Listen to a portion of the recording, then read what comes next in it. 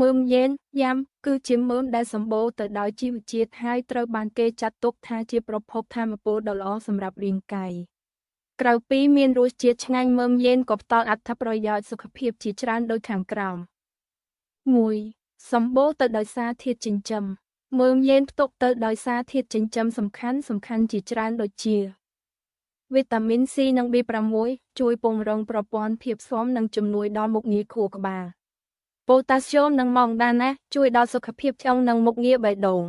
2. ជំនួយដល់ការរំលាយអាហារ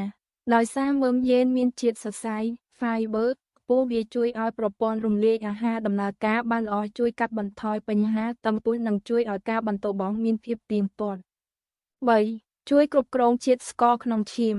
ការសិក្សាមួយចំនួនបានបង្ហាញថាសារធាតុម្សៅពិសេសដែលមានក្នុងមើមយេនអាចជួយកាត់បន្ថយល្បឿននៃការស្រូបយកជាតិស្ករនៅក្នុងពោះវៀនដែលនេះជាដំណឹងល្អសម្រាប់អ្នកដែលមានជំងឺទឹកនោមផ្អែមដើម្បីរក្សាកម្រិតជាតិស្ករឲ្យមានលំនឹង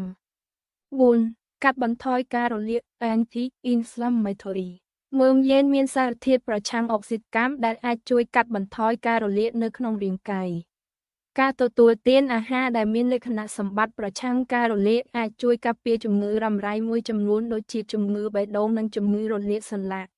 5. ជំនួយដល់សុខភាពស្ត្រីក្នុងវ័យអស់រដូវ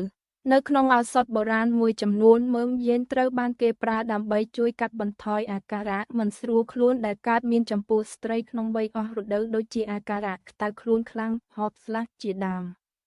ចំណុចគួរប្រុងប្រយ័ត្នការចម្អិនមើមយេនមិនគួរញ៉ាំឆៅឡើយព្រោះវាមានសារធាតុមួយចំនួនដែលបង្កគ្រោះថ្នាក់ដល់សុខភាពអ្នកត្រូវតែចម្អិនវាឲ្យឆ្អិនល្អស្ងោរចំហុយឬដុតមុនពេលទទួលទានការលាងសម្អាតត្រូវលាងសម្អាតនិងបកសម្បកចេញឲ្យស្អាតដើម្បីជៀសវាងភាពកខ្វក់ដែលជាប់នឹងមើម